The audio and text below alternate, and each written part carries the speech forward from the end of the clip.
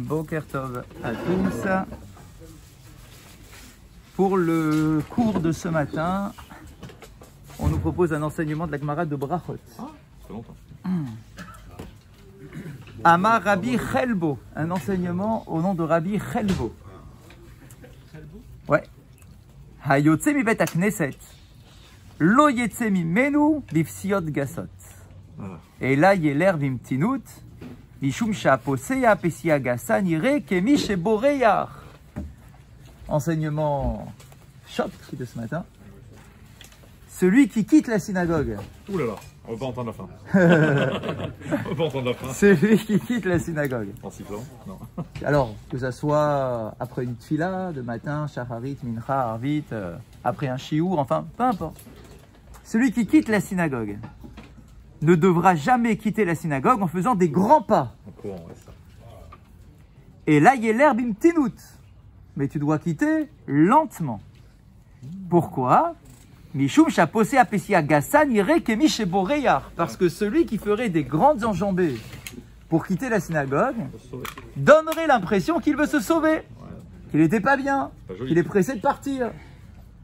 Alors, je ne parle pas ici de celui qui part avant même la fin de la tfila. Oh non, non, on parle pas, ça n'existe pas. Celui-là, c'est Il y en sûr. a pas, il y en a pas. Ça Ça n'existe pas dans nos offices. Je parle pas de celui qui part à Alenu les Chabéar. Ça n'existe pas. D'accord, alors qu'on est encore en train de faire Alenu les Chabéar. Moi, je suis déjà dehors dans ma voiture. Absolument pas. D'accord, je parle pas de celui-là, parce qu'on a dit que celui-là, même pas imaginable. D'accord, c'est pas concevable. C'est déjà bien qu'ils soient venus. Non, mais bon, qui reste chez lui. Ça existe pas. Ça veut dire que t'es là, tu restes jusqu'au dernier mot, jusqu'à la dernière seconde de l'office, parce que l'office, c'est l'office. Et que le Alenu les Chabéar, comme l'a dit Didier, c'est pas la tfilat à derrière. C'est pas la tfila que l'on fait quand on est en chemin. C'est la tfila. De quoi? Non, mais je parle même pas de ça. Je dis ça en rigolant. Les gens, ils pensent qu'Alenu les Chabéar. Les gens, ils pensent qu'Alenu les Chabéar, c'est déjà la prière que tu fais quand tu es déjà parti. D'accord? Donc, c'est pas cette tfila-là. Alenu les Chabéar, c'est une tfila qui est extrêmement importante. Je vous rappelle qu'elle a été écrite par Yehoshua. Elle a été écrite par Yehoshua juste après la conquête de Yéricho.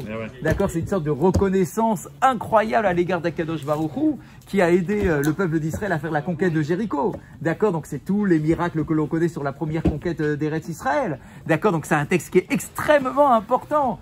Où on donne l'importance du peuple d'Israël vis-à-vis des nations dans leurs croyances. D'accord, que les nations se prosternent devant toutes sortes de croyances ou de plaisirs, alors que nous nous prosternons devant Akadosh Baruch Hu. Enfin, c'est un texte qui est extrêmement important. Je parle pas de ça. Je ne parle pas de Alenu les Chabéar. Celui qui vient à la tfila doit rester jusqu'à la fin de la tfila, jusqu'au dernier mot du dernier kaddish, etc. Ça, c'est évident, bien évidemment. Je ne parle pas de ceux qui ont une urgence exceptionnelle, bien évidemment. D'accord, je ne parle pas de celui qui est obligé parce qu'il doit aller travailler et donc il doit partir pile à ce moment-là. Je ne parle pas de ça, bien évidemment. Je parle de celui qui, de toute façon, va rester 5 minutes à discuter là, dehors. D'accord, donc c'est pas un problème de timing, je suis très très pressé. Parce que ce temps-là, je peux le passer 5 minutes en train de discuter ou prendre un café. À une certaine époque où il y avait des cafés. D'accord, prendre un café et un biscuit en sortant. Je parle pas de celui-là, je parle de celui-là d'Afka. D'accord, celui qui peut perdre du temps. D'accord, celui-là, au lieu de les passer dehors, passer à l'intérieur de la choule pour terminer vraiment ta tfila. D'accord, ça c'est évident. Mais ici, il nous dit, non, celui-là, il n'existe pas. La problématique ici, c'est celui qui reste jusqu'à la fin. Donc c'est un gars bien, d'accord, il n'a pas bâclé quoi que ce soit. Il est resté jusqu'à la fin. Même celui qui reste jusqu'à la fin, lorsqu'il part de la choule, ne doit pas partir à grande enjambée. Il doit y aller doucement, pour pas donner cette impression de courir, de s'échapper, de se sauver de la synagogue. Et du rabbin. Aussi. Nered la vanat à la chazo, et donc il nous propose d'essayer de comprendre d'où ça vient, cette histoire-là, et qu'est-ce que ça nous transmet. Eh bien, en fait, ça vient de la paracha de la semaine. Ça vient de la paracha de la semaine. Qu'est-ce que l'on dit dans la paracha de la semaine? Vous savez que dans la paracha de la semaine, on nous parle des Kohanim, des règles spécifiques au Kohen. Le Kohen, au sein du peuple d'Israël, a tout un code de loi particulier sur le mariage, mais pas simplement. Il y a également des règles sur l'impureté. La pureté et l'impureté du Kohen. Où on nous dit « Ve'al kol nafshot met lo yavo ». le Kohen, et là ici on nous parle sur le verset sur le Kohen Gadol, le Kohen Gadol ne doit pas se rendre impur au contact d'un être mort, les aviv ou limo, loïtama, même de son père et de sa mère, le Kohen Gadol. Le Kohen Gadol ne se rend même pas aux obsèques de son père et de sa mère. Gadol. Ou min amigdash lo yetse. Et on rajoute, et il ne sortira pas du migdash. Le Kohen Gadol ne sortira pas du sanctuaire.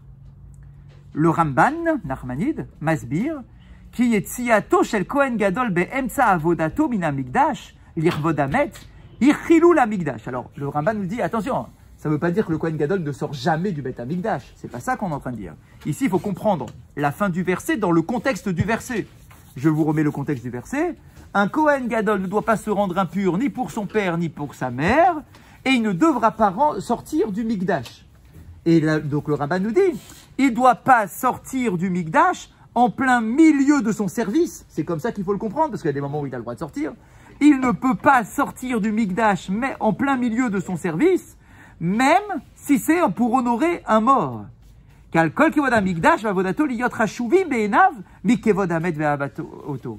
Parce que le service du sanctuaire doit être encore plus important à ses yeux que le kavod qu'il peut donner, même à son père, même à sa mère. C'est incroyable, c'est très dur, difficile. Je ne dis pas que c'est quelque chose de facile, oui c'est facile, d'accord, tu laisses le kavod de tes parents de côté. On dit ici que on est dans une dimension très particulière, à l'époque du Beth Amikdash, à l'époque des Kohanim, à l'époque du Kohen Gadol. D'accord, donc on est vraiment ici sur une sorte de finesse très très particulière. Mais en tout cas, il n'empêche que c'est bien ce qui est écrit dans la paracha qu'on va lire ce Shabbat.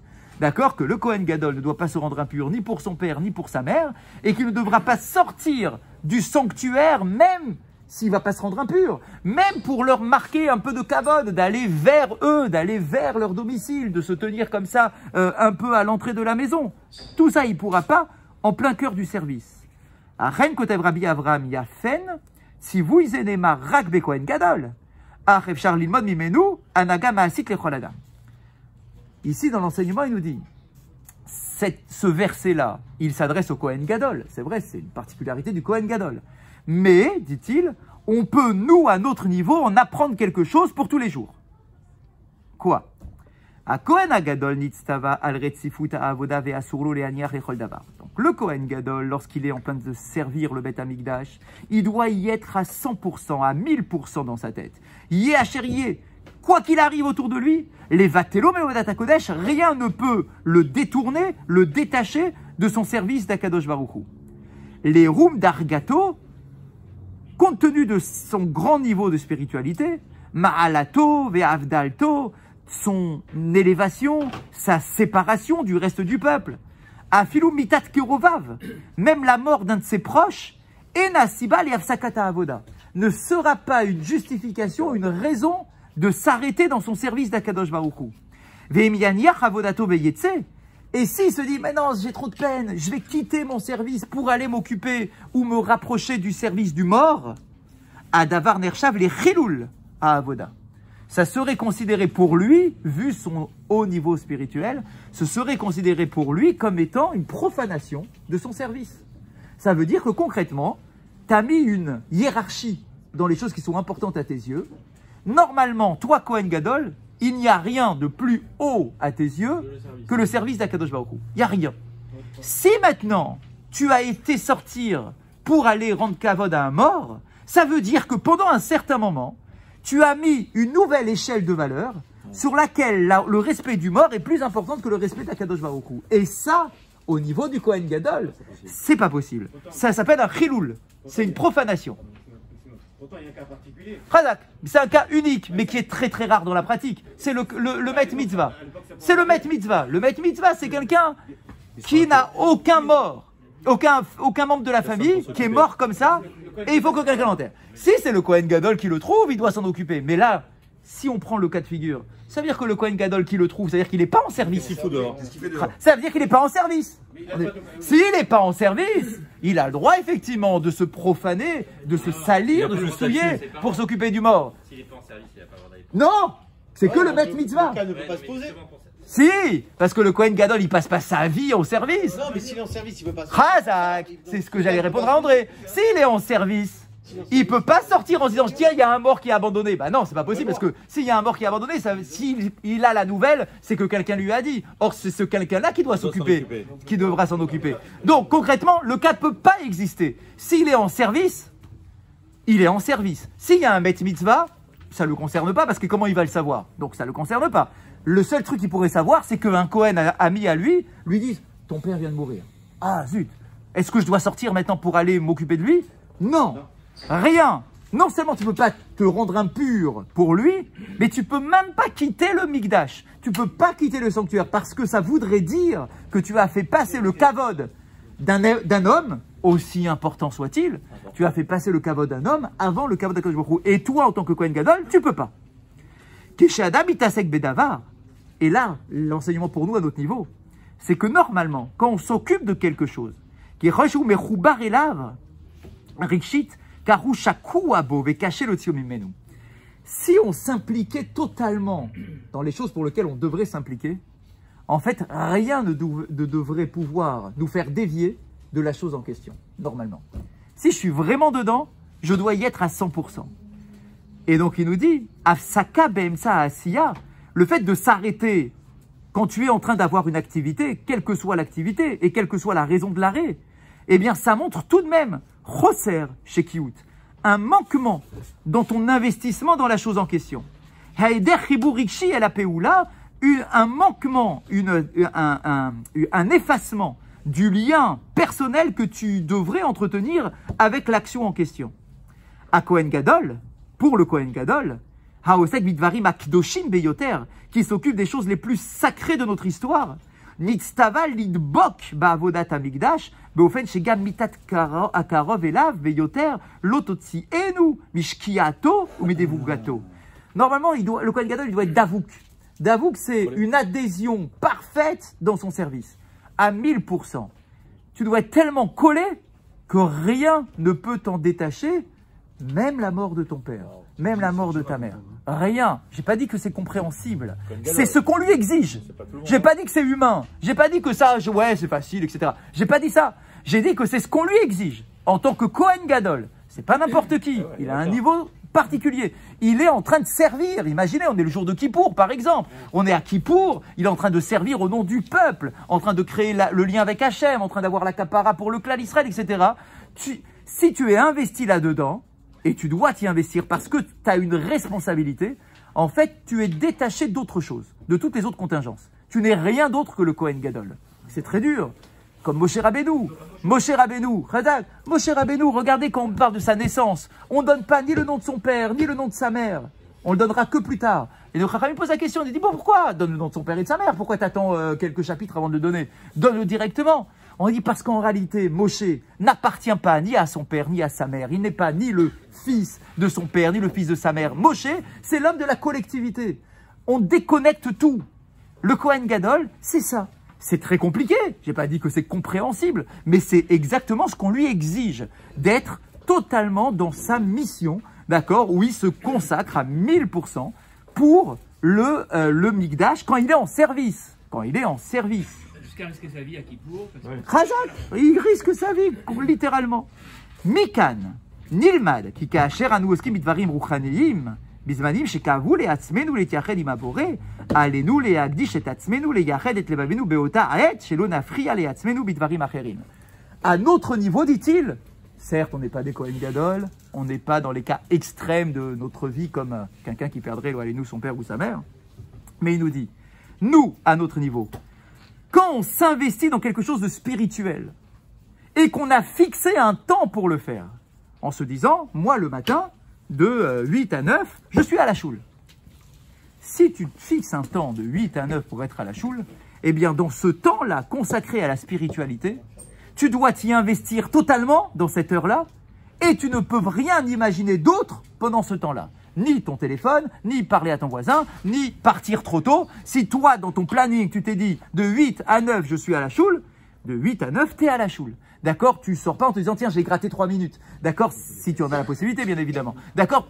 Tu ne dois pas réfléchir comme ça parce que ça a montré que tu n'es pas totalement dans ton investissement du moment que tu as prévu.